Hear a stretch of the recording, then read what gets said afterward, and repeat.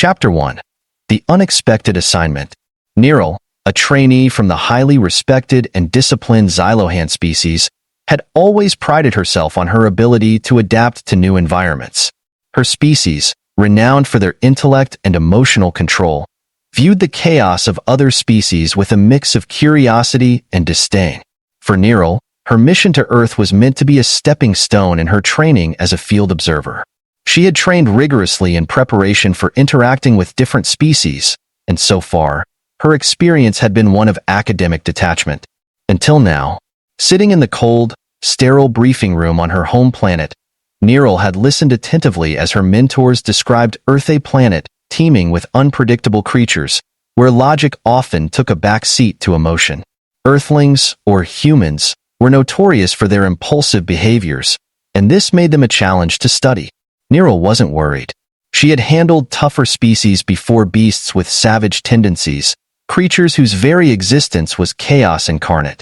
Surely humans couldn't be much worse. Her mission, however, took an unexpected twist when she was assigned a task that made her pause: babysitting a human child. Babysitting? Was this some sort of test? Neral's mentors assured her that observing human children would provide invaluable insights into their developmental stages, their unpredictable nature, and most importantly, how they interacted with other species.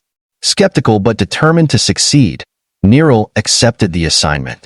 The transport pod dropped Neral just outside of a modest suburban home on Earth. The planet's air was thick with scents she wasn't used to, the gravity just a fraction heavier than what she was accustomed to, but she adjusted quickly. She pressed the small chime near the door, and after a few moments, it slid open to reveal a smiling human woman. "You must be Neral," the woman exclaimed warmly, her eyes wide with curiosity and slight hesitation. "Thank you so much for coming. Jason's been a handful today. We really appreciate your help." Neral stepped inside, her eyes scanning the room, analyzing every detail. Human homes were cluttered with odd artifacts, brightly colored cushions, picture frames with smiling faces, strange plastic toys strewn across the floor. The environment felt chaotic, but Neral remained composed. She would observe. She would learn. "Jason," the woman called out, "your babysitter's here." From down the hallway, the sound of rapid footsteps echoed, and before Neral could react, an 8-year-old boy darted into the room. Jason was small, even by human standards, with wild brown hair and eyes that gleamed with mischief. He grinned broadly, revealing a missing front tooth. His entire presence radiated energy, like a small ball of contained chaos ready to explode at any moment. "Hi," Jason said, barely containing his excitement as he ran circles around Neral. "Are you an alien? You look funny." Neral raised a brow, her posture stiff but polite. "I am Neral of the Xylohan. I am here to ensure your well-being while your parental units are away." Jason stopped in his tracks, staring at her with wide eyes. "Cool. Can you do magic? Can you fly? Do you eat brains?" Neral blinked slowly, trying to process the barrage of questions. "No, I do not perform magic. My species does not possess the ability to fly unaided, and we do not consume brains." She tried to maintain her composed demeanor, but already, she could feel the strain of Jason's chaotic energy testing her limits. "Okay," Jason shouted, and without another word, he sprinted out of the room and down the hallway. Neral watched him go, confused by his sudden departure. Was this a normal human child behavior? She glanced at the human woman, who smiled apologetically. "He's very energetic," the woman said, almost sheepishly. "He can be a bit of a handful, but I'm sure you'll do great. We'll be back in a few hours." Neral nodded, maintaining her professional demeanor as the woman and her partner left the house. Now alone with Jason, she felt an odd tension settle in. This would be a simple task, she reminded herself.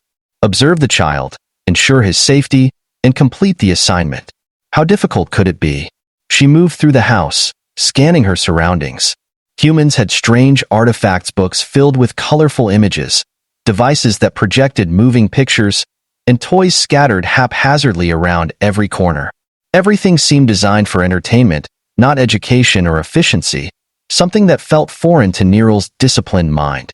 As she approached Jason's room, she noticed it was strangely quiet. Her instincts, honed from years of training, told her that something was amiss. She pushed open the door cautiously, only to find the room empty. Where was the child? Her heart rate quickened slightly, a rarity for her species, as she scanned the room for any signs of Jason. Suddenly, the closet door creaked open, and Jason tumbled out, giggling hysterically. "You didn't see me, did you? I was hiding." Jason's laughter filled the room, and for a brief moment, Neril was stunned. Had this been a game? She hadn't expected the child to move so quickly and without warning. She began, but Jason interrupted her. "Do you want to play hide and seek? I'm the best hider ever." Before she could respond, Jason darted out of the room again, leaving Neril standing in a cloud of confusion. Playing? Was this what humans considered appropriate behavior? She had been prepared for academic observation, for carefully measured interactions. But this was chaos. Still, Neril wasn't about to be bested by an 8-year-old human. If this was part of her assignment, she would adapt. With her species' advanced abilities, tracking Jason would be easy. She activated her internal scanning device, a small implant that allowed her to locate biological signatures within a given radius. Jason's signature lit up on her visual display, hiding in the basement. With calculated steps, Neril moved toward his location, preparing herself for what would no doubt be another unexpected interaction. She descended the stairs, the dim lighting of the basement casting long shadows on the walls. When she reached the bottom, she called out, "Jason, I have located you." Silence. Neril frowned. "Jason?" Without warning, the lights flickered, and Jason's voice echoed from somewhere in the darkness. "Bet you can't find me now." His laughter was followed by a series of footsteps, and Neril realized, to her shock, that Jason had somehow disabled the lights. How was this possible? How could an Earth child manage such a feat? Determined not to be outwitted, Neril activated her night vision mode and continued her search. Jason was close, but the longer this game went on, the more Neril began to understand something. This wasn't just a child's game. This was a battle of wits, and the human child was winning. Chapter 2. The Kids Got Tricks. Neril had always considered herself an expert in control. Her species had long since mastered the art of emotional restraint, valuing logic and calm over chaos and disorder. But here, in the basement of an Earth family's home, chasing after an 8-year-old human boy, she felt that control slipping. Jason's voice echoed again, this time from the far corner of the room, where he had hidden himself behind a stack of cardboard boxes. "You're not fast enough, alien. Humans are the best at hide and seek." Neril was not amused. She focused on keeping her breathing steady as she maneuvered through the maze of clutter. This would be a learning experience, she told herself, though she was quickly realizing that there was no manual, no textbook explanation for dealing with the raw energy of a human child. She reached the corner where Jason's voice had last sounded, but when she peered around the boxes, he was already gone. Her night vision still active, she scanned the room, following the slight sounds of footsteps above her. Jason had retreated upstairs. Again, Neril sighed deeply and straightened, making her way back up the stairs at a brisk pace. The boy was quick and clever, that much was certain, and his lack of fear or respect for the unknown alien in his home was disconcerting. She had expected some level of awe, perhaps even nervousness from the child, but Jason treated her as though she were nothing more than a slightly taller babysitter with strange skin and odd eyes. He had shown no hesitation in testing her patience, and now it was clear he enjoyed it. When she reached the main floor again, Neril paused, trying to regain her composure. She could handle this. It was just a game, a human child's game. There was nothing dangerous about it, and yet her instincts, finely tuned after years of training, were screaming that she was underestimating this small human. She wouldn't allow herself to be outsmarted. Neril activated her internal scanner once more, this time switching to thermal detection. Jason's heat signature appeared faintly in the kitchen, crouched behind what appeared to be the large refrigerator. She made her way silently, determined to end this little game. Just as she reached the kitchen, a crash echoed through the room. Jason had knocked something over. A ceramic vase, perhaps, and it shattered into pieces on the floor. Neryl's eyes widened as she stared at the shards, mentally calculating the consequences of damage to the human home. This was not going well. She took a deep breath, reminding herself of the mission at hand. Observe, learn, protect. She crouched down, attempting to reason with the boy. Jason, your behavior is unacceptable. We must cease this game immediately. Your actions are disruptive and dash. Jason popped up from behind the fridge, grinning mischievously, holding something shiny in his hands. Neryl squinted, trying to make out the object in the dim light. It was a small metallic device, a human remote control. But before she could ask what he was doing with it, Jason pressed a button, and the lights in the entire house flickered and went out. Now, they were in complete darkness. Neryl blinked, stunned for a moment. Her night vision was still active, but the sudden blackout had thrown her off. Jason's laughter rang out again, louder this time, echoing through the house. Told you, I'm the best at hide and seek. The boy had somehow gained control of the house's electrical system. Was this typical of human children? Neryl wasn't sure, but she was starting to realize that Jason was far more cunning than she had anticipated. Jason, she said, trying to keep her voice calm. This is not a game. You need to restore the lighting immediately. Failure to do so could result in injury, and I am responsible for your safety. Jason's head poked out from the shadows, his grin still in place. I'll turn the lights back on, but only if you catch me first. Before Neryl could respond, he bolted again, disappearing into the next room. Neryl clenched her jaw, frustration bubbling beneath her calm exterior. It was clear now that Jason was challenging her deliberately, testing her limits, perhaps even trying to see how far he could push the boundaries of her patience. This wasn't something her training had prepared her for. Her people dealt with order, structure, and predictability. Human children, it seemed, thrived on chaos and defiance. Switching her thermal sensors to their highest sensitivity, Neryl pursued Jason through the darkened house. His small heat signature darted from room to room, always staying just ahead of her. Every time she thought she had him cornered, he would slip away with a burst of speed and another bout of giggling. The entire house was turning into a maze of obstacles, and Neryl found herself growing increasingly flustered. She had navigated treacherous alien terrains, outwitted dangerous creatures, and even survived zero-gravity combat simulations. But this was something entirely different. Just as she was about to catch up to him, Jason pulled another trick. A loud hissing sound filled the air, and suddenly, clouds of white foam sprayed across the room, covering the floors and walls.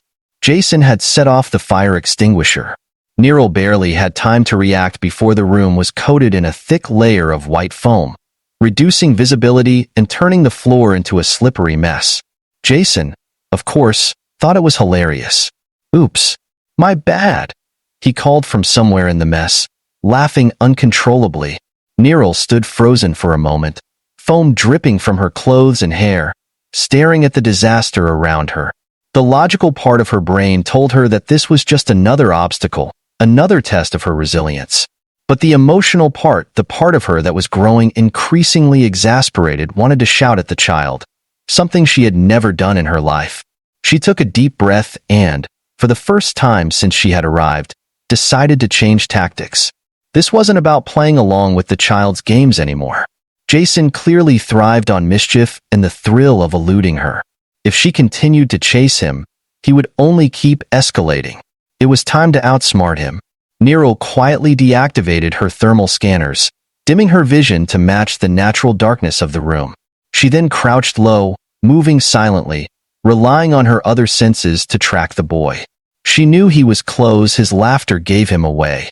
But this time, instead of following him, she waited. And sure enough, after a few moments, Jason's small figure reappeared, creeping toward the kitchen. He was confident now, thinking he had outwitted the alien babysitter. He moved slowly, clearly planning his next trick. Neryl watched him carefully, her body still and silent.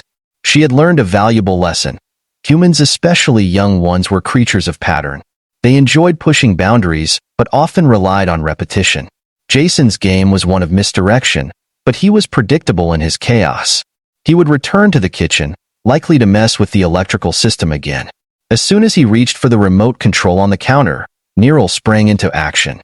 With lightning-fast reflexes, she crossed the room in a blur and caught him by the arm before he could react. "Caught you," she said calmly, her grip firm but gentle. Jason gasped, surprised by her sudden appearance. "How did you?" He stared at her in wide-eyed disbelief. Neril didn't answer. Instead, she reached for the remote control, taking it from his hand and restoring the house's lighting. The room flickered back to life, and Jason stood frozen, clearly unsure of what to do now that his game had been thwarted. For the first time that evening, he seemed to recognize that Neril wasn't just any babysitter. She had let him play his game, but now she had proven she could outsmart him. Jason's face fell slightly, his bravado disappearing. "You're really fast." Neril knelt down to his level, meeting his gaze. "Jason, your games have been instructive, but it's time to stop. We will clean up this mess together, and then we can find a less destructive way to occupy your energy." Jason blinked, clearly surprised by her calm response.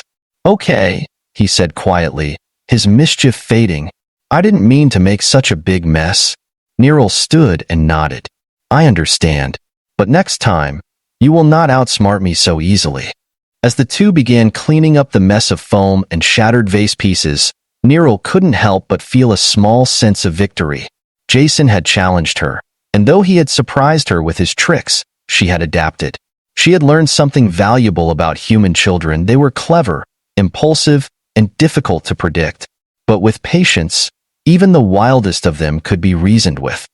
Chapter 3: The Ultimate Challenge. After the chaos of the foam and the broken vase, Jason's energy seemed to settle down somewhat. But Neril wasn't fooled. She could tell by the way he occasionally glanced at her, his eyes twinkling with mischief, that the boy still had plenty of tricks up his sleeve. As they worked together to clean up the disaster he'd created, she sensed that he was already plotting his next move. Though Jason had conceded defeat in their earlier game of hide-and-seek, Neril knew that this brief lull was just the eye of the storm.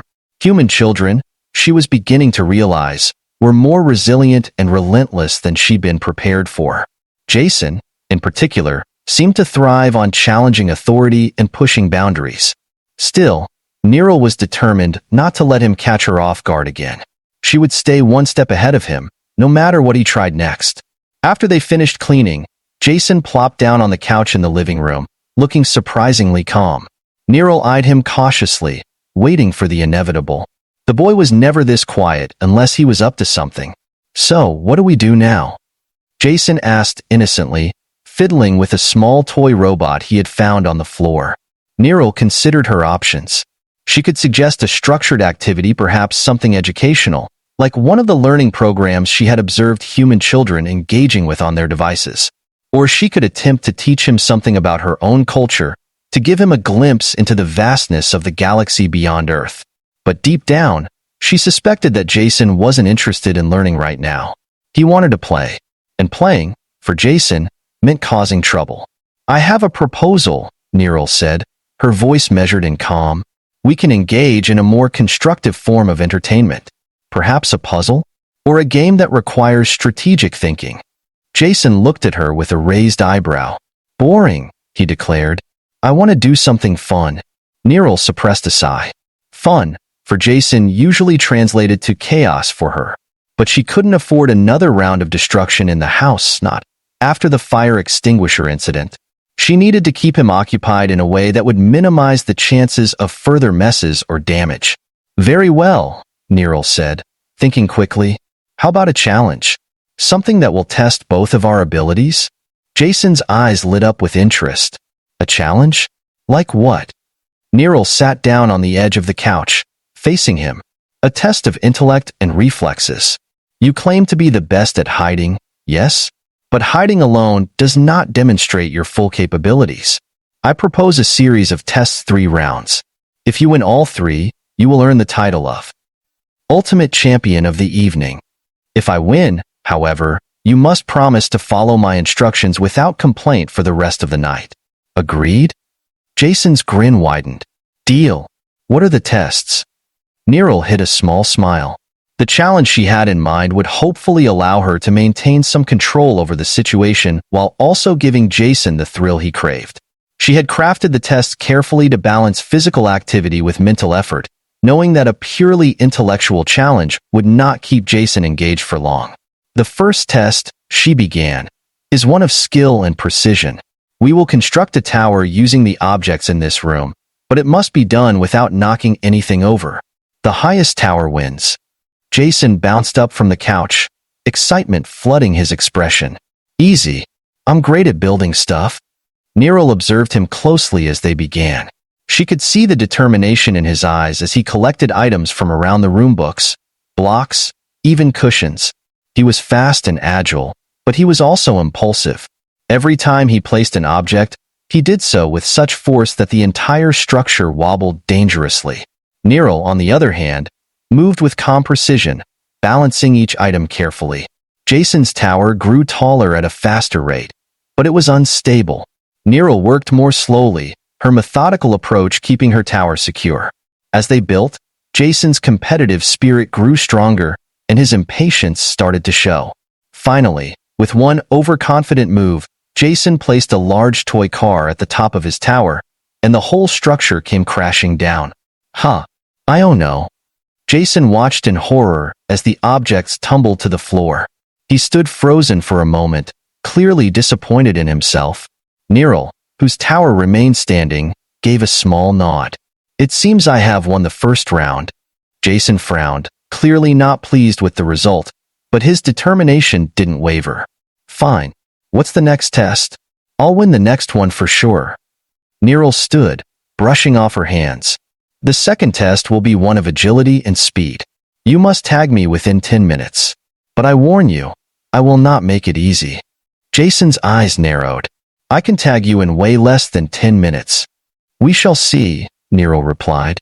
With that, she activated her internal timer and moved swiftly toward the hallway. Jason wasted no time chasing after her, his small feet pounding against the floor as he sprinted after her. But Nero, with her Xylohan reflexes and heightened agility, was far more difficult to catch than he had anticipated. She weaved through the house with ease, dodging his grasp and staying just out of reach. Jason tried to anticipate her movements, but Nero was always one step ahead, moving gracefully and effortlessly. She could hear Jason's frustrated grunts behind her as he struggled to keep up. You're too fast, he called out, panting slightly. Nero slowed her pace just enough to give him a chance, but not enough to let him catch her. She could see the determination in his eyes, but she was careful to maintain the challenge. After several minutes of near misses, Jason finally managed to tag her, just as the timer was about to run out. Yes. Gotcha, he shouted, his face flushed with excitement. Nero smiled, nodding in acknowledgement. Well done. You have won the second round. Jason pumped his fist in the air, clearly pleased with himself. Told you I'd win. Indeed, Nero said, her voice calm and steady. Now, for the final test. Jason's grin faltered slightly as he caught his breath. What's the last one? The third and final test, Nero said, is one of focus and patience. We will both sit in silence for 5 minutes, without moving or speaking. The first to break the silence loses. Jason blinked, clearly taken aback. Wait, what? Just sit? That's it? Nero nodded. It may sound simple, but it requires great discipline. Whoever can remain still and quiet the longest will win. Jason looked uncertain for a moment, but his competitive spirit quickly returned. Okay, I can do that. No problem. They both sat down on the floor, facing each other. Nero activated her internal timer once again and closed her eyes, her breathing slow and even. Jason, on the other hand, fidgeted slightly, trying to get comfortable. The first minute passed in silence. Nero could hear the faint sound of Jason shifting in his seat, but she remained perfectly still, her mind focused on the challenge. By the second minute, Jason was starting to squirm. He glanced at Nero, who remained motionless, and bit his lip, clearly struggling to keep quiet. The third minute dragged on, and Jason's fidgeting became more pronounced.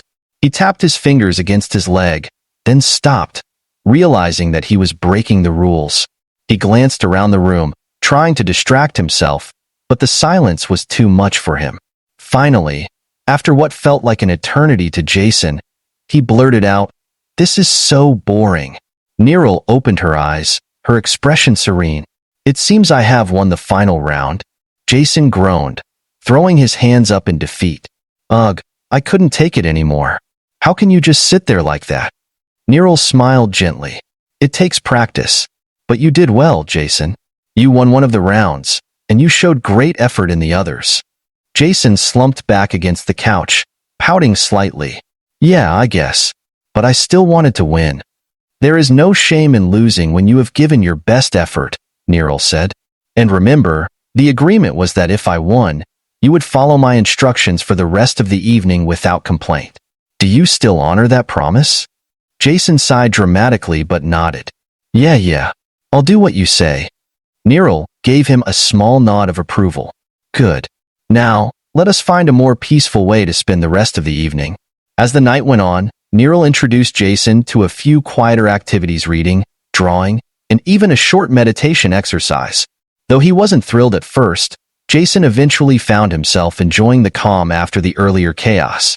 By the time his parents returned home, Jason was fast asleep on the couch, exhausted from the day's challenges. Neryl stood by the door as the parents entered, offering them a polite nod. "Your son is safe and well." "He was quite active, but I believe we managed to maintain order." The parents smiled, clearly relieved.